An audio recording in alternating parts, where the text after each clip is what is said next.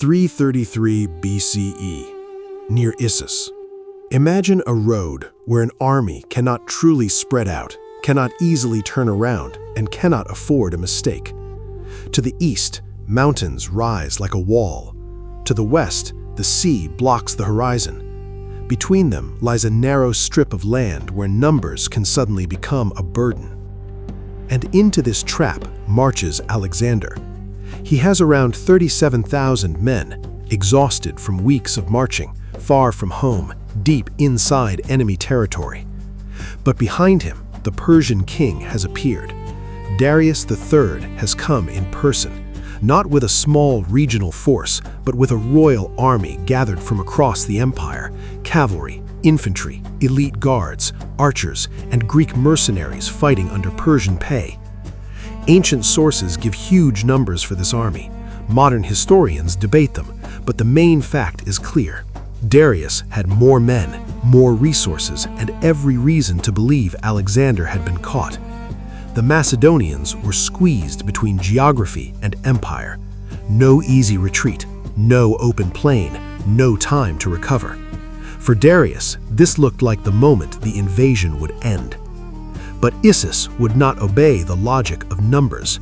Within a single day, the ruler of the largest empire on earth would do something almost unthinkable. He would leave the battlefield before the fighting was truly decided. Alexander would not conquer Persia at Issus, but he would damage something even more important than territory. He would break the image of the King of Kings. So how did a smaller, tired army trapped on hostile ground force the Persian king to flee from his own battlefield? To understand that, we have to go back before Issus. 1 year earlier, Alexander crossed into Asia and defeated Persian forces at the Granicus River. After that victory, many expected him to push inland toward the heart of Persian power. Instead, he moved along the coast, city after city, port after port. This was not only about conquest, it was about stripping the Persian fleet of its bases. Persia still had naval power. Alexander did not. If the Persian navy could operate freely in the Aegean, it could threaten Greece and strike behind him while he campaigned in Asia. Alexander understood the danger. He could win battles in front of him and still lose the war behind him. After Granicus, Darius turned to one of the most capable commanders in Persian service, Memnon of Rhodes. Memnon avoided the kind of battle Alexander wanted. Instead, he used Persian naval strength to reopen the war in the Aegean.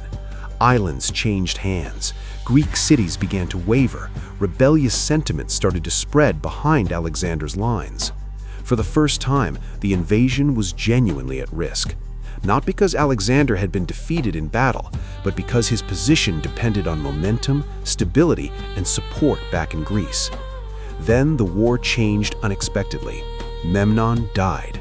With him gone, the Persian counteroffensive lost direction. Darius decided the war could no longer be handled by others. He would come himself. A royal army was assembled from across the empire. This was not merely a military movement, it was a display of imperial authority. Darius marched west with his court, treasury, and family. The King of Kings was coming to end the invasion personally. Alexander moved through Cilicia toward Syria. He reached Issus first. The city fell, but some soldiers were too sick or wounded to continue, so Alexander left them behind and marched south. Then Darius made the move that changed everything. Instead of waiting ahead of Alexander, he marched through the mountain passes and emerged behind the Macedonian army. He seized Issus. There, he found Alexander's wounded. They were killed. When the news reached Alexander, the situation became clear. Darius was no longer ahead, he was behind him. The road back was threatened. The wounded were dead. A confrontation was unavoidable. That night, Alexander gathered his commanders. The army would turn around. They would march through the darkness and retake the passes before dawn. The Macedonians moved quietly through the night. Torches burned low. Orders were passed in whispers. The army climbed back through terrain it had only recently crossed. By midnight, they controlled the heights. Guards were posted along the rocks. The army waited, and when morning came, the battlefield revealed itself below. A narrow coastal plain, the Phalanx River crossing it, the sea on one side, the mountains on the other, and the Persian army waiting beyond. This battlefield neutralized much of Persia's numerical advantage. Cavalry had little room to maneuver, and massive formations were forced into a narrow space.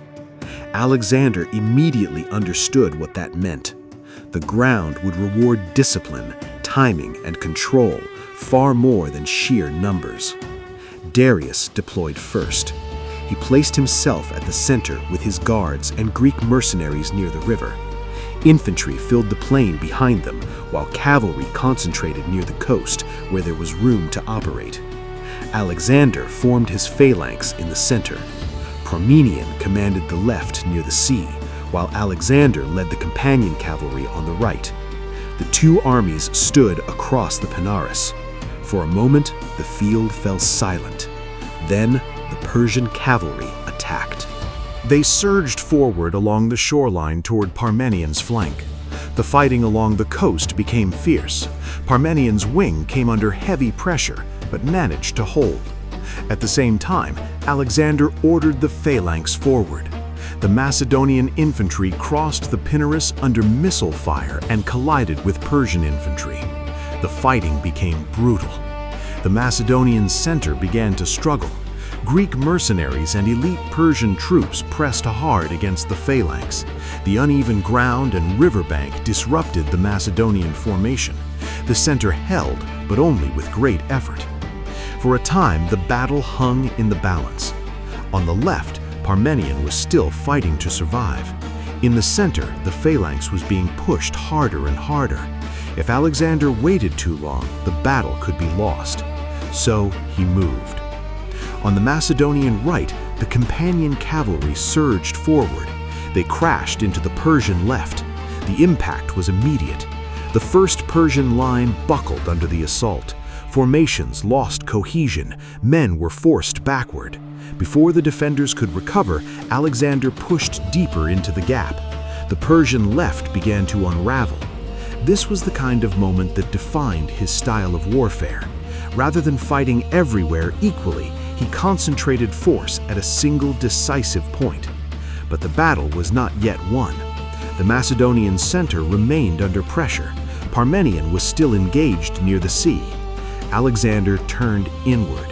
His cavalry struck the Persian center from the flank while it remained locked in combat with the phalanx. The effect was devastating. Units compressed by the narrow terrain could not react quickly enough. The Persian center began to open. Dust rose, formations lost cohesion, men found themselves attacked from directions they had not expected. And then Alexander saw the symbol that mattered more than any unit on the battlefield, the royal chariot, Darius. Alexander gathered his remaining cavalry and drove toward the heart of the Persian line. In ancient warfare, the king was more than a commander. He was the symbol that held the entire army together. Faced with the risk of capture, Darius fled. Once the army saw the king leave the battlefield, resistance rapidly collapsed. The pressure on Parmenion weakened, the Persian center dissolved. Men who had not yet been defeated began to run. Issus ended not simply with military defeat, but with the collapse of confidence. Alexander pursued Darius for miles until darkness ended the chase. The Persian king escaped, but almost everything else remained behind. When Alexander returned to the Persian camp, he found immense wealth: gold, silver, treasures accumulated by the greatest empire of the age. There he also found members of Darius's family, his mother, wife, and daughters. Rather than treating them as spoils, Alexander treated them with respect and preserved their royal status. This was not only an act of mercy, it was a statement. Alexander was beginning to present himself not merely as a conqueror, but as a ruler capable of replacing the king he had defeated. According to later accounts, while surveying the royal camp and its riches, Alexander reportedly remarked to his companions, This, it seems, is what it means to be a king. Isis did not end the Persian Empire. Darius still lived. Persia still possessed armies, cities, and vast resources. The war would continue. But after Isis, the psychological balance had changed. Before the battle, Alexander was the invader, operating deep inside enemy territory. After the battle, he was the man who had forced the King of Kings to flee. And every city, satrap, and noble family in the empire would have to consider what that meant. In the ancient world, power depended as much on perception as on armies. At Issus, that perception was shattered. Alexander entered the battle tired, outnumbered, and trapped between mountains and sea. He left with the Persian royal family in his hands, the royal camp captured, and the authority of Darius damaged before the eyes of the empire. But his campaign was far from over. After Issus, Alexander turned south, not toward Babylon, not yet. First, he needed complete control of the coast, and ahead of him stood Tyre, an island fortress protected by the sea, defended by towering walls, and famous for refusing conquerors. For 7 months, Alexander would attempt something that looked impossible. He would try to turn water into land, and he would force one of the greatest cities of the ancient Mediterranean to discover that even the sea was not enough to stop him.